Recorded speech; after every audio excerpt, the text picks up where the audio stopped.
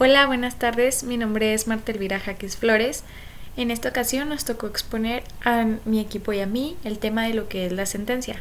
Bueno, sabemos que la sentencia es el acto por el cual el tribunal resuelve el asunto y, si entra al fondo, declara el derecho y adopción de la decisión junto al caso. La argumentación contenida en la sentencia es lo que otorga legitimación a los impartidores de la justicia. Recordemos que la sentencia, pues es el acto a través del cual el tribunal va a declarar a favor y o en contra del actor o el quejoso, en este caso por ser la materia de amparo, sobre su caso. Y asimismo, la sentencia siempre, en el caso del juicio de amparo, va a buscar a reparar las violaciones a los derechos humanos que se puedan suscitar. Asimismo, en las vías de amparo directo e indirecto encontramos que la sentencia se divide en tres rubros, los cuales son los resultandos, los considerandos y los resolutivos. Los resultandos es la recopilación de la información relativa a la demanda de amparo, la información de las partes, así como el trámite y la integración del expediente. Los considerandos es una compilación de la competencia del tribunal, la existencia del acto reclamado, el análisis de procedencia del juicio y la examinación del fondo del asunto. Por último, los resolutivos es donde el tribunal declara la incompetencia, el sobreseimiento, la negativa o a favor del amparo. En este caso, pues sería a favor del quejoso. Y asimismo tenemos que la sentencia se regula por ciertos principios y los cuales se pueden encontrar en el artículo 17 constitucional. En este mandato son los que es el que nos rige ahora sí. Uno de los principios es la congruencia. No debe haber contradicciones en la sentencia. Asimismo, la exhaustividad. El tribunal debe ocuparse de todas las cuestiones propuestas sin omisión alguna. La claridad y sencillez para las partes, para su fácil lectura.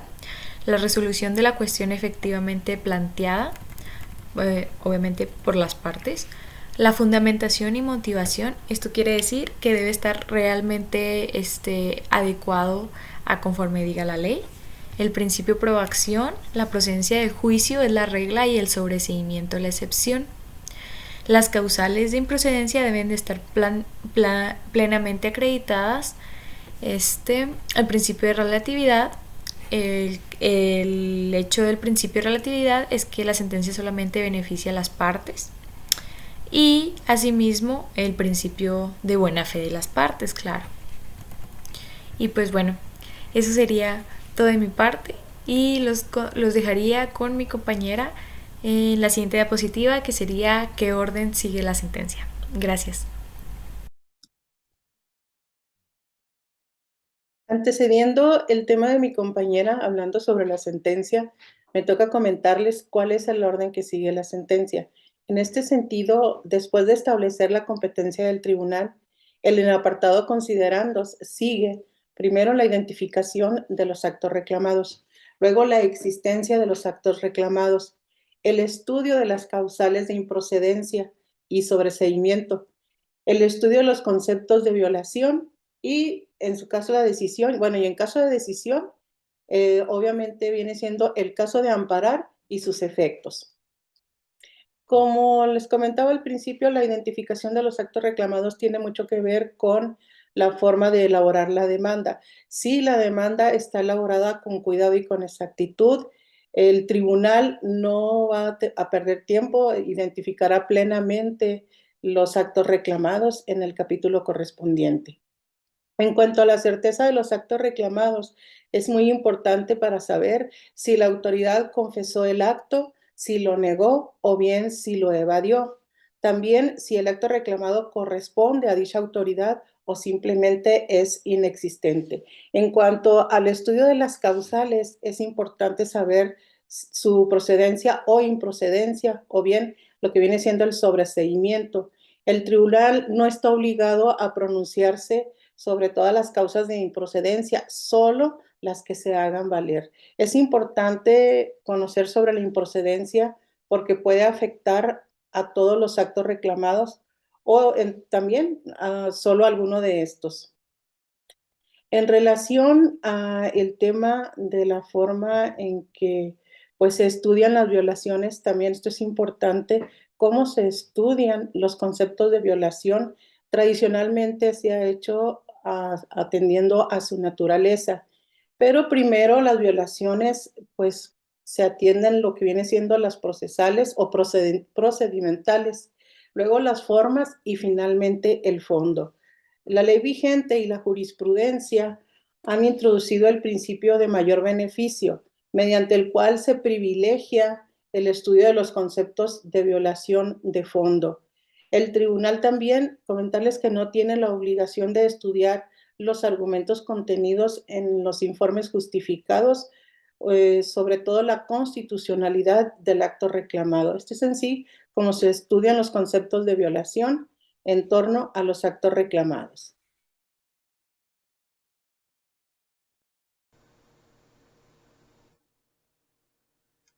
Siguiendo el orden del expuesto por la compañera Betty, del capítulo de la sentencia del libro de la magistrada Campuzano, procedo a exponer lo relativo a los conceptos de violación.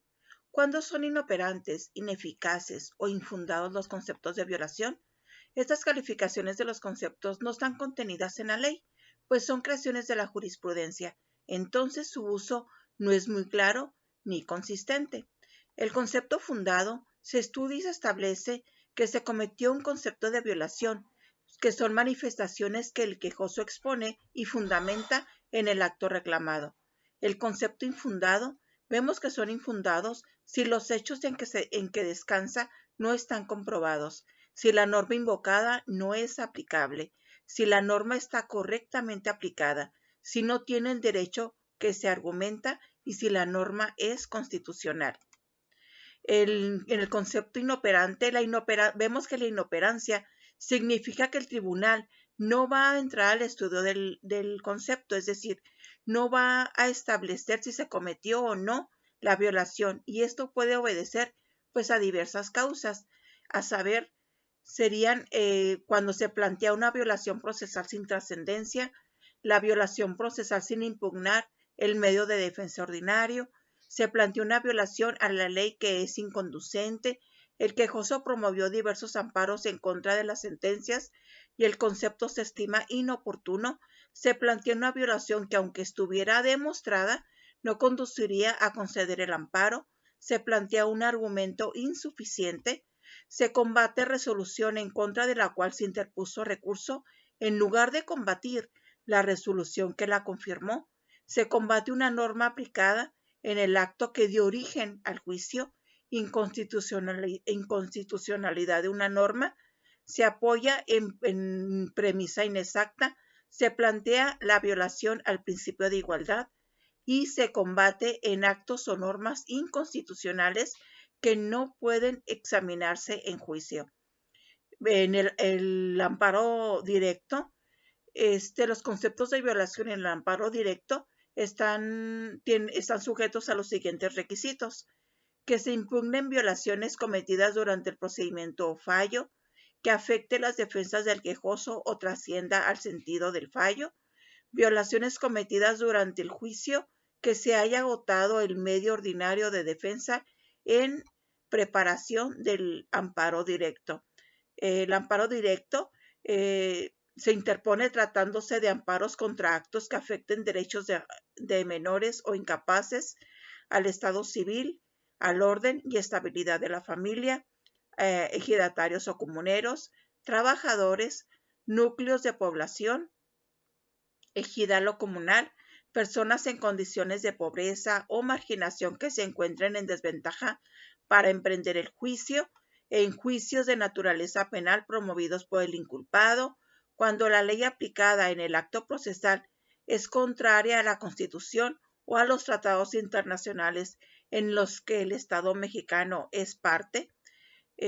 Podemos poner como ejemplo cuando se desecha el recurso intermedio después de que se expresaron agravios en apelación en contra de la sentencia, cuando no conoció sobre la notificación ilegal, ni se hizo sabedor de esta, sino hasta después de dictado el laudo, cuando se repone el procedimiento por virtud del primer amparo y la violación se cometió en la reposición, cuando se carece de legitimación para interponer el medio ordinario para combatir la violación.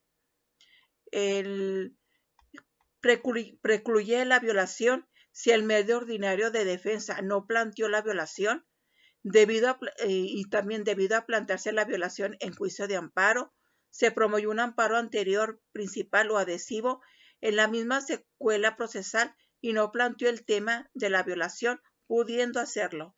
La violación procesal se cometió antes del dictado de una sentencia anterior y no promovió amparo adhesivo cuando su contraparte promovió amparo principal. El amparo directo, en ciertos supuestos en que el Tribunal de Amparo no estudió el concepto sobre la constitucionalidad de normas en un amparo anterior y no se acudió al recurso de revisión. El concepto de violación fundado pero inoperante es cuando el tribunal encuentra demostrados la violación y el hecho aseverados por la parte quejosa, pero considera que es inconducente, es decir, que no lleva a conceder el amparo porque es intrascendente, porque ya se subsanó, porque la parte quejosa lo consintió, porque ya se demostró que en el fondo no le asiste la razón y no conduciría a variar el sentido del fallo reclamado o porque no se puede satisfacer la pretensión planteada por otro motivo. Los conceptos de violación ineficaz pues nos indica que el argumento no tuvo eficacia, es decir, que no benefició a la parte quejosa, incluidos los infundados, los inoperantes, insuficientes, inoportunos y cualquier otro que no conduzca a la concesión del amparo. Tenemos lo que es el concepto de violación novedoso. El argumento no puede ser estudiado por no haberse planteado oportunamente en el litigio, sea porque debió hacerse valer como argumento en el juicio, en el recurso administrativo o en el juicio de amparo anterior. En relación a esta parte del capítulo, estoy citando una jurisprudencia con registro digital 2012-057, amparo directo. Resultan inoperantes los conceptos de violación que contravierten la constitucionalidad de una norma aplicada en el acto impugnado en el juicio natural cuando se decreta la improcedencia de esta instancia. Sería todo. Buenas noches, compañeros, mi nombre es Gonzalo Eduardo Robles Macías y continuaré con la exposición de mi equipo. ¿Cómo se dictan las sentencias en los tribunales colegiados de circuito? Mientras los jueces de distrito elaboran y firman la sentencia dentro de sus oficinas, las decisiones de los tribunales colegiados de circuito se dictan en un procedimiento dotado de cierta publicidad que garantiza su transparencia. Este procedimiento se deriva en tres partes. Una es el proyecto de resolución y esta es repartir el proyecto a 2 magistrados. La segunda es que el día y hora señalados se reúnen los magistrados e informan la propuesta. Y la última es si el proyecto no es aprobado, puede formularse otra propuesta o deshacerse. Una vez lista la sentencia, se podrá notificar a las partes. ¿Cuándo se publican los proyectos de resolución? Cuando la Suprema Corte de Justicia o los tribunales colegiados se pronuncien sobre las normas generales y leyes de protección colectiva, deberán publicar un proyecto de decisión por lo menos con 3 días de anticipación a la lista de asuntos a tratar. La Suprema Corte y la Comisión de la Judicatura Federal regularán mediante un acuerdo general la defensa del proyecto de sentencia a través de un enlace públicamente visible. Efectos de una concesión de amparo. La finalidad que persigue la acción de amparo constitucional es el goce de los derechos humanos por parte del actor y la garantía de su protección. Estos son actos positivos. Este nos dice que los deja insubsistentes y que vuelve al estado anterior a la violación. Y el otro, que son los actos negativos omisivos, solo se logra obligando a la autoridad a que proceda a las obligaciones impuestas. ¿Cuándo surge efectos la sentencia? La sentencia surte efectos cuando queda firme o causa ejecutoria en el amparo indirecto, cuando la transcurra el plazo y no se impugne en el amparo directo cuando la sentencia no es recurrible y causa ejecutoria por el Ministerio de Ley. Aclaración de la sentencia. Este es un procedimiento que se tramita en alguna imprecisión o uso de conceptos contradictorios o defectos materiales del documento que contiene la sentencia principal. Esta se tramita de oficio por el tribunal y es solo la corrección de su expresión defectuosa o de datos erróneos. Y para concluir, respecto a la incidencia de inejecución de las sentencias de amparo, ya que en la vida práctica muy pocas veces el acatamiento de la ejecutoria se efectúa con rapidez. Sin embargo, existen un sinfín de obstáculos para no dar satisfacción plena a la sentencia, por lo que la Suprema Corte de Justicia de la Nación elaboró un proyecto para perfeccionar los derechos fundamentales, considerando que la solución para los problemas debe iniciarse con la imposición de multas y de esta manera se evitaría la actitud evasiva de cualquier funcionario en torno al cumplimiento de una sentencia de amparo.